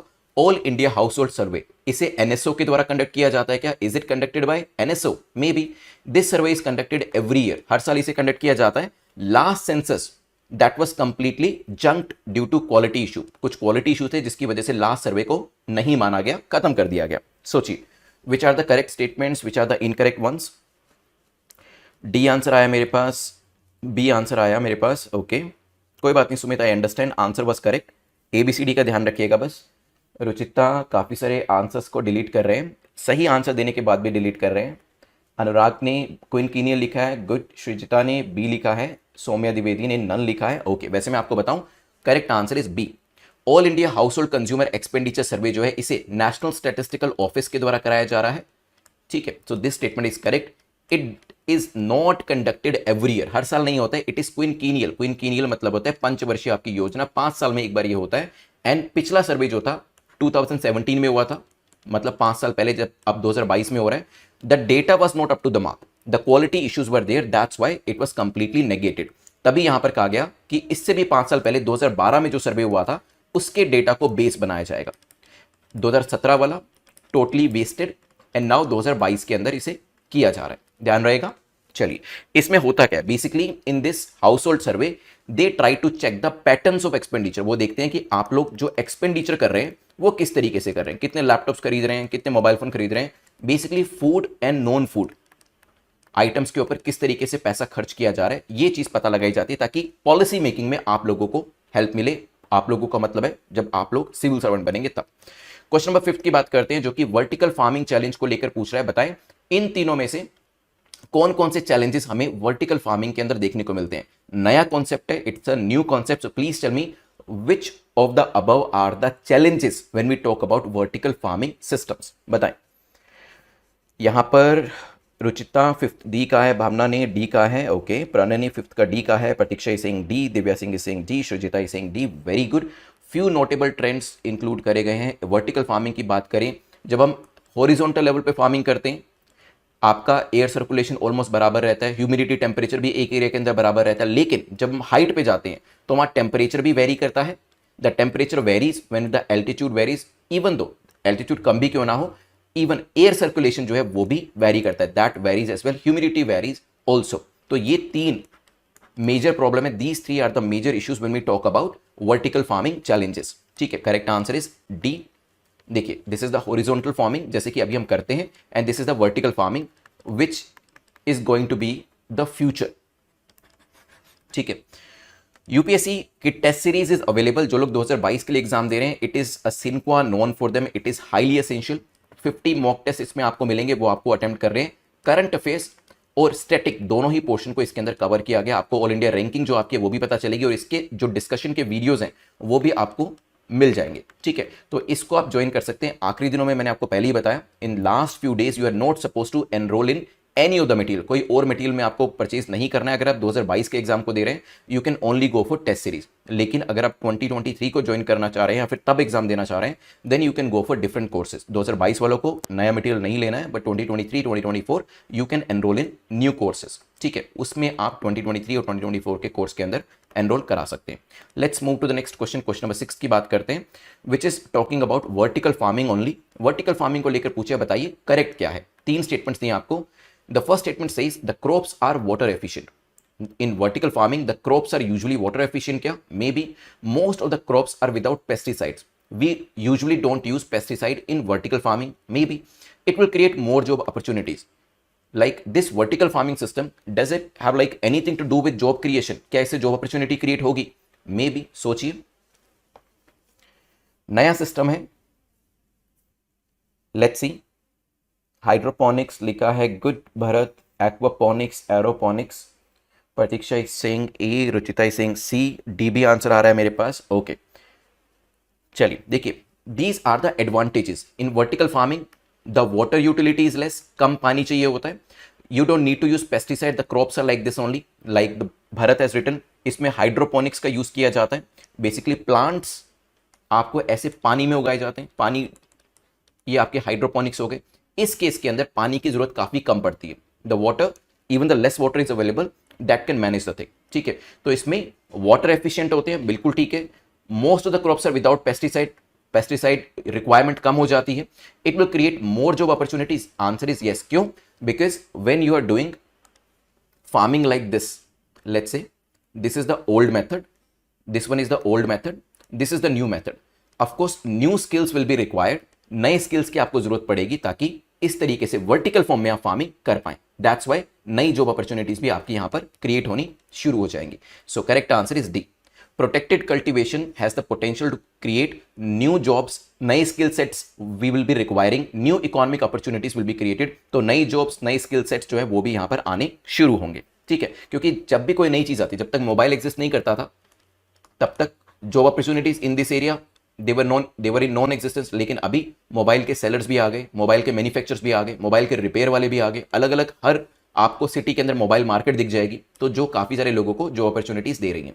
नेक्स्ट क्वेश्चन जो है मैप बेस्ड क्वेश्चन है। फॉकलैंड आइलैंड कहां पर लोकेट करता है? चिली के ईस्ट में है, चिली के वेस्ट में, नॉर्थ में, साउथ में। अब चिली कहां पर है पहले तो ये बताएं। चिली जो होता है आपकी जो बेसिकली मिर्च है उसके आकार की कंट्री जिसका नाम भी चिली है, वो आपकी लोकेट करती है साउथ अमेरिका के अंदर, और उसके एक डायरेक्शन के अंदर फॉकलैंड आइलैंड आपको देखने को मिलेगा। You need to just mention कहां पर है ये। श्रीजिता ने लिखा है ओके, डी लिखा है, ए लिखा है,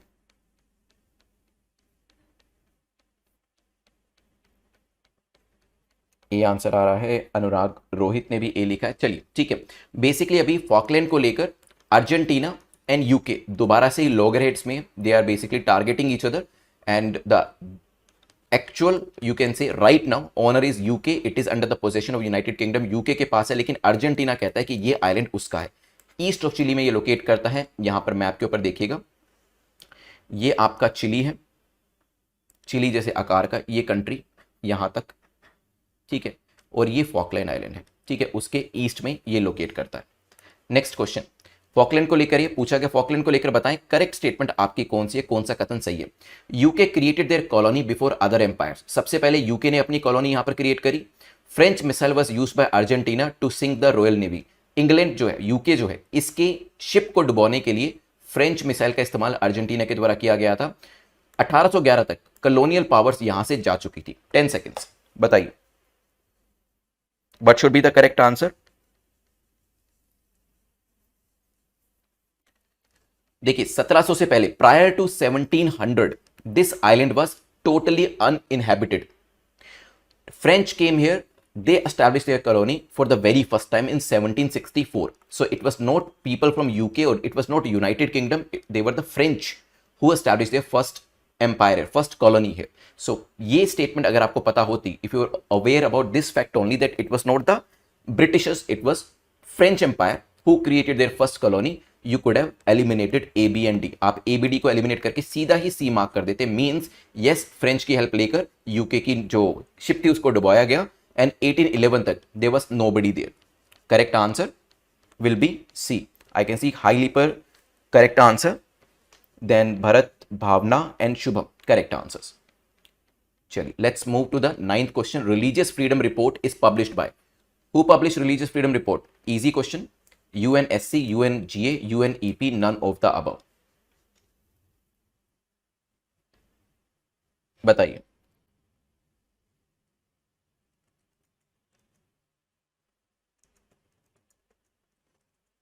क्या लगता है। बोगस रिपोर्ट है, बिल्कुल ठीक है। So United States Commission on International Religious Freedom, USCIRF, just for your knowledge, chances are very less कि क्वेश्चन पूछा जाएगा। So they have publish this report and they have put India under CPC, उन्होंने India को CPC category में रखा है, which means country of particular concern. Correct answer will be D. Let's move to the last question, which is talking about Nanjarayan Lake is located at. This lake was in news. Why? I'll tell you why. But first answer, is it in UP, Manipur, Gujarat or Tamil Nadu? Try to answer it in 10 seconds.